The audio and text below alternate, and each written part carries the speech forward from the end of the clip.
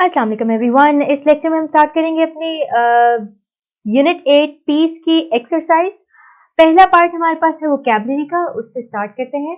Vocabulary के part A में उन्होंने हमें कुछ मीनिंग्स दिए हुए हैं और हमने उनके जो वर्ड्स हमने देखने हैं पोएम में से, वो चूज करके लिखने हैं जिनका ये मीनिंग बन रहा है। ठीक है, जैसे कि ए में हमारे पास है एक्सट्रीमली नॉइजी। इसमें हम लिख देंगे, यहां से लिखते हैं रोरिंग। ठीक हो गया। अच्छा, पार्ट बी में है to be broken violently and noisily into pieces, यानी कि टूट जाना बड़े शोर के साथ और बहुत जोर से, बुरी तरह से। तो उसके लिए हमारे पास वर्ड है स्मैशिंग।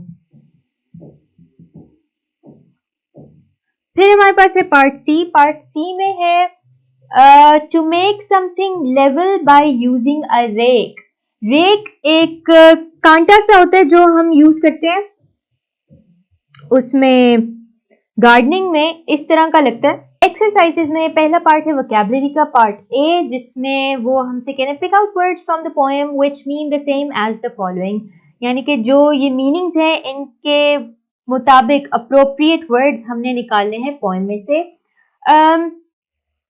पार्ट ए है एक्सट्रीमली नॉइजी, इसके लिए आंसर होगा रोरिंग। रोरिंग। और फिर बी में है to be broken violently and noisily into pieces, यानी कि बहुत जोर से और बड़े शोर के साथ टूट जाना। इसके लिए वर्ड है स्मैशिंग। फिर हमारे पास है नंबर सी, पार्ट सी। उसमें वो कह रहे to make something level by using a rake. Rake एक टूल होता है, कांटे की तरह होता है, जो हम गार्डनिंग में यूज करते हैं। जब उसने कहा कि रेकिंग आउट का मतलब होता है कि रेक के साथ यानी कि किसी चीज को जड़ से निकाल देना। जब आप किसी चीज को जड़ से निकालेंगे एक जमीन में से, तो वो जमीन लेवल हो जाएगी, वो जमीन बराबर हो जाएगी। तो इसके लिए जो वर्ड है पोएम में वो है रेकिंग।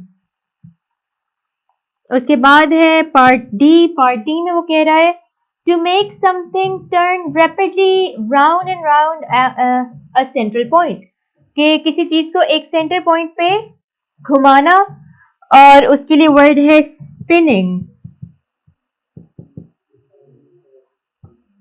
ई इसमें आ गया है, ई में है लास्टिंग और एग्जिस्टिंग फॉर एवर, यानी हमेशा रहने वाला।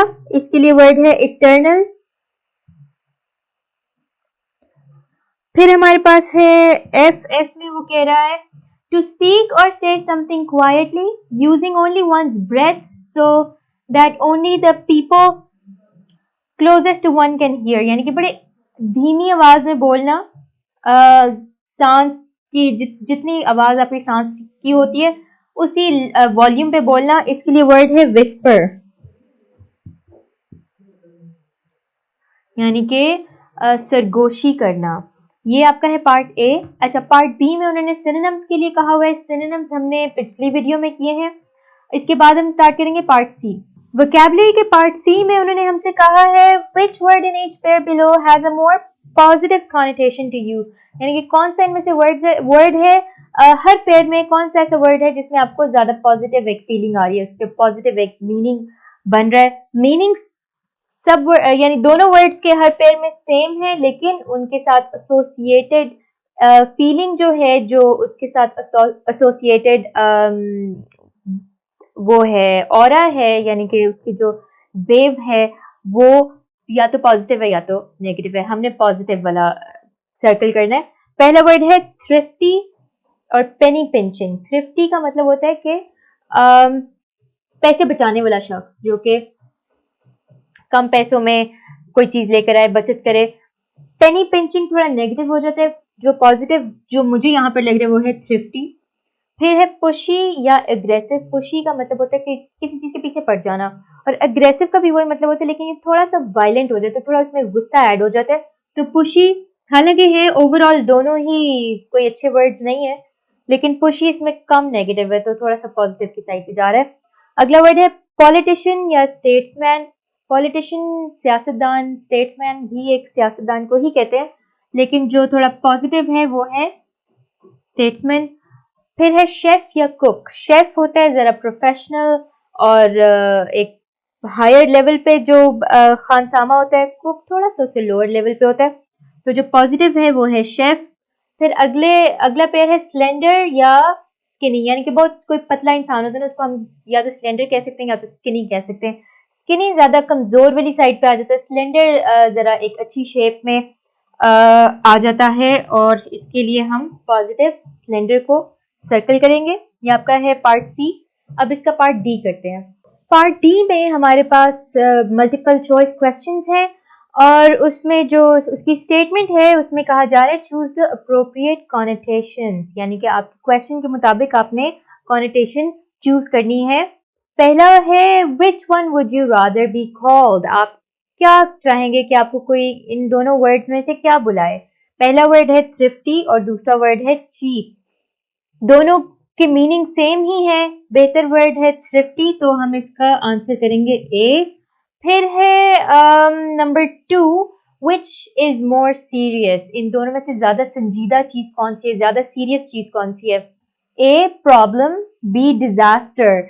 डिजास्टर ज्यादा सीरियस चीज है। डिजास्टर का मतलब है बहुत ही बड़ा कोई मसला हो जाए, तो इसके लिए हम लिख देंगे बी। फिर है नंबर 3 जिसमें कह रहे हैं विच इज मोर पोलाइट, कि ज्यादा सॉफ्ट और ज्यादा नरमी वाली बात क्या होगी। ए है सिप अ ड्रिंक, बी है गल्प इट।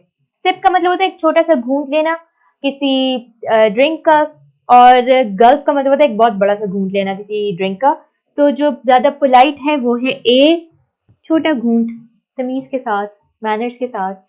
फिर है number 4, which would you be if you hadn't eaten for several days। अगर